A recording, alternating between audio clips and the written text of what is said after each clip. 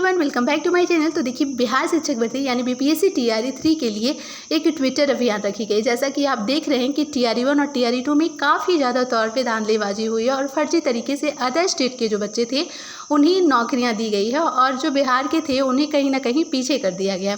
तो इसके लिए देखिए एक ट्विटर अभियान रखा गया है, डोमिसाइल लागू करने के लिए है। ये डेट है 16/6/2024 और टाइम जो है वो 11 बजे है। तो आप लोग एटलीस्ट यहाँ पे ट्विटर पे आप ट्वीट तो कर ही सकते हैं, घर बैठे बैठे कम से कम इतना तो कर ही सकते हैं। जो भी चाहते हैं कि टीआरई 3 में डोमिसाइल लागू हो और इस बार कम से कम बिहार के अभ्यर्थियों को मौका मिल जाए, क्योंकि देखिए टीआरई 1 और टीआरई 2 में तो क्या हुआ ये आप सभी को पता है। देख सकते हैं यहाँ पे सामान्य पुरुष वर्ग में 49% व महिला में 56% दूसरे राज्य के हुए थे चयनित। ये अपने आप में एक बहुत बड़ी बात है कि जहाँ पे आपका स्टेट में एग्जाम हो रहा है वहाँ आधे से अधिक अदर स्टेट के आपको मिल रहे हैं। तो ये कहीं ना कहीं अपने आप में एक बहुत बड़ी बात है। यहाँ से बिहार के अभ्यर्थियों को सिर्फ और सिर्फ निराशा ही हाथ लगी, वो भी अगर फेयर तरीके से होता तो अलग बात थी। अनफेयर तरीके से आप उसे अंदर किक कर रहे हो।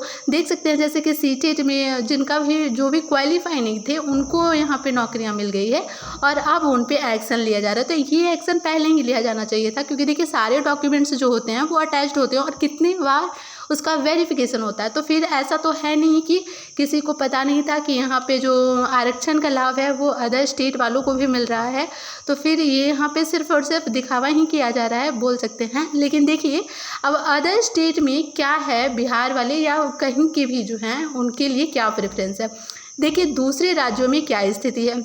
यूपी में दूसरे राज्यों के उन अभ्यर्थियों को ही शिक्षक बनने का मौका दिया जाता है जो 5 साल से उत्तर प्रदेश में रह रहे हैं। तो देखिए यहाँ पे यूपी का तो आपको क्लियर कट है। यहाँ पे गुजरात का आप देखिए, गुजरात, अरुणाचल प्रदेश, असम और मेघालय में भी ग्रुप सी की भर्ती में संबंधित राज्य का अस्थायी निवासी होना अनिवार्य है। आप देख सकते हैं कि इन राज्यों की तुलना में बिहार कुछ भी नहीं है। बिहार वैसे ही बहुत पिछड़ा हुआ है इन राज्यों की तुलना में। तो गुजरात आप देख सकते हैं कितना डेवलप है, लेकिन फिर भी वहाँ स्थायी निवासी जो है यानी कि वो पूरी तरह से डोमिसाइल लागू है।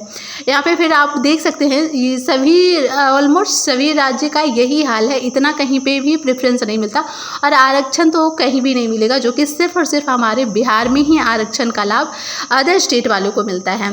देखिए उत्तराखंड में भी आपने देखा था कि इधर ही वैकेंसीज आई थी उत्तराखंड में। तो यहाँ पे देखिए सीधी भर्ती में वही आवेदन कर सकते हैं जिन्होंने हाई स्कूल और इंटरमीडिएट या समकक्ष डिग्री उत्तराखंड से ली है। यहाँ पे क्लियर था। लेकिन देखिए यहाँ पश्चिम बंगाल और केरल जैसे राज्यों में सरकारी नौकरी के लिए कोई भी भारतीय नागरिक आवेदन कर सकता है। वहीं झारखंड में देख सकते हैं हम, झारखंड में प्रारंभिक शिक्षक भर्ती में दूसरे राज्य के अभ्यर्थी शामिल नहीं हो सकते हैं। हाई स्कूल में अधिकतम जो है वो 10% सीटों पर ही दूसरे राज्य के अभ्यर्थी जो है वो आवेदन कर सकते हैं और शिक्षक बन सकते हैं। तो देखिए यहाँ पे सबसे ज़्यादा जो हमारा मतलब कह सकते हैं कि जिसके पास बहुत एकदम दिलदार है वो हमारे बिहार ही है, क्योंकि यहाँ पे पूरी की पूरी सीटों पे जो एक तो दिया जा रहा है, मौका दिया जा रहा है, साथ ही साथ यहाँ पे जो है वो आरक्षण भी दिया जा रहा है। तो इसके लिए हम मतलब यही गुजारिश करेंगे कि कम से कम बीपीएससी टीआरई 1 और टीआरई 2 में तो जिस प्रकार से धांधलीबाजी हुई है ये सबको दिख ही रहा है। और कम से कम ये बीपीएससी टीआरई 3 में तो कम से कम डोमिसाइल को लागू कर देना चाहिए, क्योंकि देखिए बहुत अब देर हो चुकी है। क्योंकि टीआरई 4 अब आए ना आए इसकी कोई गारंटी नहीं है, क्योंकि आप देख सकते हैं कि टीआरई 3 में ही बहुत डिले हो रहा है। तो यहाँ पे अगस्त में हमें तो नहीं लगता कि अगस्त में टीआरई 4 संभव है, क्योंकि देखिए जहाँ तक की बात है जून में इसका नोटिफिकेशन तो आ ही जाना चाहिए था कि टीआरई 4 का, लेकिन अभी ऐसा कुछ देखते हुए नहीं मिल रहा है।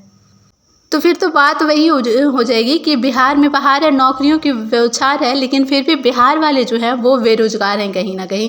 तो ये सभी लोग जो है ना इतनी तरह से चक्रव्यूह बनाए हैं कि इसमें इस तरह से बिहार के अभ्यर्थियों को फंसा रहे हैं कि कुछ समझ ही नहीं आ रहा है।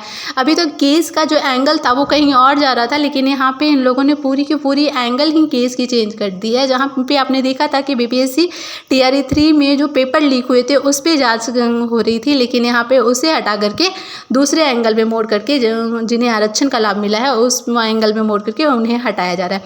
वैसे आप लोग कर कह सकते हैं, तो आप लोग प्लीज़ ट्वीट कीजिए, ज़्यादा से ज़्यादा ट्वीट कीजिए। आपके लिए मतलब जो संभव प्रयास है वो कीजिए। Thanks for watching.